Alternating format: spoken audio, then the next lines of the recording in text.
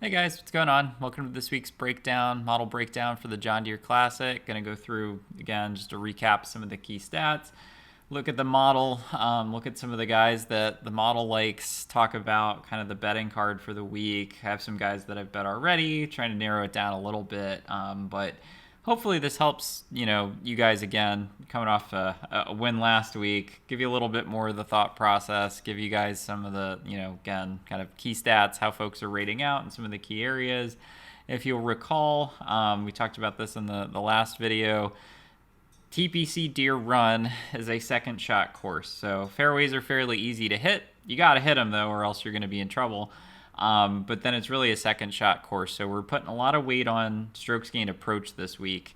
And obviously, if you're not making your putts, you're not going to contend. So we're going to take a look at who's kind of a bent grass putting specialist, and hopefully through the model and some of the key stats, we can identify some values in the betting market, and hopefully we can land another winner this week. So let's jump right into it.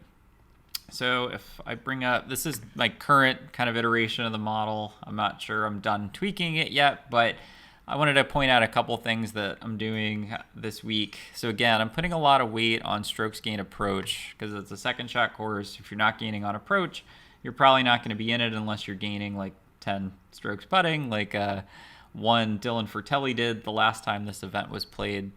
So I'm basically the way that I'm breaking down strokes gained approach, I have it in the model kind of standalone. I have the last 24 rounds. I also have the last 8 rounds because I wanted to try and catch guys that maybe are rounding into form but haven't had it for the last 6 events. Maybe they've only had it for the last couple. So try to attack this a couple different ways. And then I'm also breaking down some of the key proximity distances. So 125 to 150, 150 to 175, 175 to 200. These are going to be the most common distances that folks are going to be hitting it in from. And then to a lesser extent, more as a reference, just because I kind of wanted to see it, bringing in 200 plus. Also with relatively small weight, just wanted to see who's playing well on the 2 most common hole yardages this week. So we have par 4s from 400 to 450 yards, par 4s from 350 to 400. So through this, and again, want to make sure we're not forgetting hitting fairways is not too difficult this week, but I did want to bring it in here, make sure we have some weight on it, can at least look at it. And then strokes gained putting on bent grass.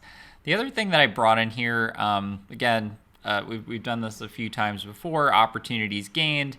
How often are guys hitting it to within 15 feet? Birdie or better. Again, we need scoring. This will be maybe more important from a DraftKings perspective, but this is a birdie fest, so we want guys that can score, make a lot of birdies. And then the last thing, because we do have a lot of history at TPC Deere Run, some of these guys have played here a lot. I did bring in historical strokes gained tee to green at TPC Deere Run. So excluding putting, basically how have folks done ball striking here. So this is the current setup for the model. You see I have about 20 or so guys favorited at the moment. The number one guy, so again, I think some of this is because Fantasy National has messed up Cameron Davis's stats. He's coming in at number 1, but I'm not really thinking about using him anyway. He's down to 30 to 1. Obviously, he just is coming off a win. I'm not even sure I'm going to use him in fantasy, but I get it if folks decide to. He's going to be pretty low owned, but I don't really like chasing guys, especially coming off a win. They basically have to do it again for you to be happy, certainly in the outright market, but in the fantasy market when you're priced up there with some of the other guys that maybe I think have a little bit more kind of upside and fit the course a little bit better, it's just not worth it to me. So Cam Davis, sorry, we're going to leave you off to the side this week. But then outside of Cameron Davis, Daniel Berger is the number 1 rated play in the model. You see a lot of green. I mean, at the end of the day, he's the betting favorite. I'm going to have probably a lot of him in fantasy, but I can't bet a guy at 10 to 1 in this field. That's just not going to happen. So probably going to be definitely not going to be betting Daniel Berger. Kyle Stanley is a guy that I did bet. Again, he's not a winner. I think he has some upside in this field. It's a pretty weak field. You'll see he's actually 3rd in strokes gained approach, 3rd in opportunities gained. He's not making the putts, but if he can just get hot for a week, again, he's hitting fairways, hitting greens, and hitting it close. So if he can find a magic putter for the week, I do like that. So I did bet him. I was able to find 65 to 1 on him on Fanduel Sportsbook. So again, some of these like longer guys, I'm finding that over on Fanduel actually have a little bit more favorable odds. So something to think about. Some of these lower owned guys, or maybe shorter guys, DraftKings seems to be pricing a little bit more aggressively. So just kind of an interesting dynamic that I've observed. So Kyle Stanley in the mix. Kevin Streelman, a guy I'll probably use in fantasy. I'm not sure I'm going to bet him at like 25 to 1. I just, in my head, and again, maybe I'm thinking about this all wrong and it's going to backfire on me this week. I just don't see guys like Kevin Streelman, Russell Henley. Like, these are all great plays. I just don't see them having significantly higher likelihood to win than some of these guys that are in the 50 to 1, 60 to 1 range. So I did bet Doc Redman at 55 to 1. He's basically rating out almost exactly the same as Russell Henley at 20 to 1. Like, for me, I would rather just bet the guy that's a little bit deeper down the board. The way that I've tried to set it up this week, I have about 3 units in play again, or I'm going to have about 3 units in play again. I'm just going to take more stabs in that mid-range and in the long shot space, because to me, like, betting Russell Henley at 20 to 1, Kevin Streelman at 25, like, yeah, they can go out there and win, but I just feel like the pricing is, they're not twice as likely to win than guys like Doc Redman, right? So for me, that's kind of how I'm setting it up this week. It might backfire, but that's kind of how I'm thinking about it. So then you get into, so Danny Lee is a guy I did take. Again, I don't know, I seriously doubt he's going to win, but I found him at 190 to 1. Didn't have to throw a whole lot out on him, so I did bet him. He's rating out fairly well in all of the key stat areas over the last 24 rounds. Doesn't necessarily have the results to show for it, but back in 2016, he finished third here. So, and again, the field probably was a little stronger then. So he's a guy, again, I don't think he's actually going to win, but I like to lean on the model, right? So this is how I've done this. This is how I've been, reasonably successful in this space. Even if it feels a little uncomfortable, I'm going to generally go with it, especially for some of these long shots, right? So Danny Lee falls into that space. Seamus Power's a guy I'm kind of undecided on. So he's 35 to 1 from on DraftKings. He's rating out really well, played well last week. That's kind of in that more comfortable than betting a Russell Henley, but not. I feel like he probably should be priced closer to guys like Doc Redman. If that were the case, I would absolutely do it. I just feel like you're paying a premium for the hottest trend guy this week, and I just don't know that I want to do that. So Seamus Power is certainly interesting. I'll probably have a lot of him in fantasy. Ches Reavie is a guy that I also bet. I was able to find an 80 number on him on FanDuel. So again, just trying to spread it out a little bit more. So I think I'm going to end up around 12 guys on the betting card this week, but probably half of them are going to be 100 to 1 or deeper, and the rest of them are going to fall in that like 50 to 60, 50 to 80 range. So Ches Reavie is a guy, again, a lot of these guys, it just comes down to catching a hot putter. Like, they're doing everything you want them to do except for making the putt. So if that can happen, they have a good shot at winning. Brian Harman, again, only 16 to 1. I'm not sure that he has a 3 times higher likelihood of winning than some of these other guys, right? So I think he's probably a solid play. He's won here before. I'm just not there. Vaughn Taylor, again, what you'll see very common, like, all of these guys are playing really well on approach coming into this event, right? Like, that's why they're rating out very well. And then for most of them, it just comes down to, are they able to make their putts?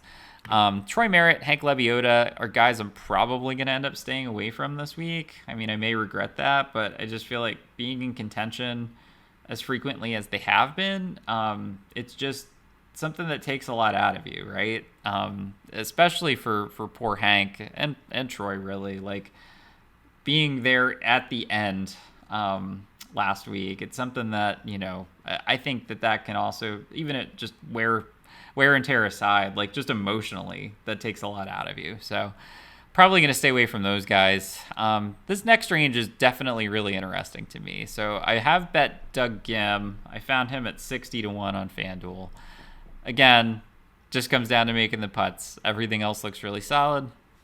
Scott Stallings is a guy I bet at 70-1. He's been playing really well in general, even in like larger fields, stronger fields. So a guy, again, I'm taking more shots down the board. Certainly Daniel Berger or Russell Henley or any of these guys higher in the odds are, they could come out and win. That's absolutely possible. But for me, I just feel like the shotgun approach is probably the way to go. So Scott Stallings falls into that mix. Camilo Villegas is a guy that has been rounding back into form. He showed up near the top of the leaderboard a couple times, or at least had some really strong performances of late. He's a guy that's rating out fairly well. Again, I don't know if that he's going to win, but I found a 220 number on him, so I'm going to try and take a shot on Camilo. Patton Kizzire is a guy that makes a lot of birdies. I think he's a fantastic DraftKings play. If he makes the cut, he's probably going to pay off his salary. I haven't put it in yet, but I will probably bet him at 50-1. He's contended a lot here, and again, with probably stronger fields than this, so he's a guy that I like. Adam Schenk is a guy that people generally view as like a super safe play.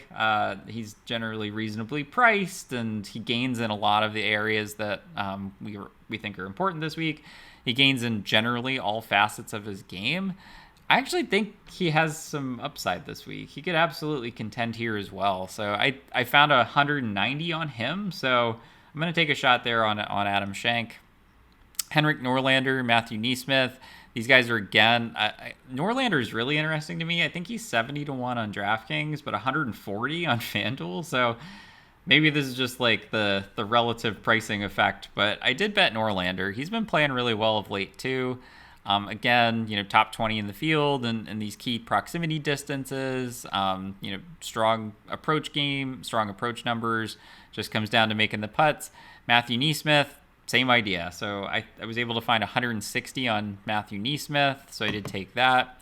Harold Varner, again, maybe this is just my bias, but guy is going to win at some point. He puts himself in the mix way too often to not, and anytime he's in a super weak field, rating out fairly well in terms of the stats, I'm going to be buying. So I was able to find a 60-1 on him. So again, I think there are viable guys down further. I haven't figured out exactly what I want to do with my DraftKings lineups yet. So I'm planning on doing a video update tomorrow just to cover DraftKings in a little more detail. We'll split this out a little bit because I think there are some interesting, ownership angles and things that are important for DraftKings. So guys like Siwoo Kim, guys like, where is he, Sanjay, I think are probably better DraftKings plays. Interesting note, though, on Sanjay and Siwoo. So they're sitting out the British Open next week. They're playing here stateside this week to get ready for the Olympics. So they're representing Korea in the Olympics. And the reason that this is so important or monumental to them is Korea actually mandates military service time for its citizens. And the only way out of it for them is to medal at the Olympics. So there's a lot of pressure riding on them right now.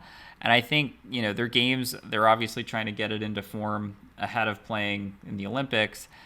I also feel like, I don't know, this is an interesting dynamic to me. This is stuff you can't model out, right? Like, are they looking ahead? And if they're looking ahead, this is a possible letdown spot, right? So their stats, generally speaking, look pretty good. I think Sanjay is a little weaker, but as a whole, he's definitely someone that's been rounding into form. He played really well last week.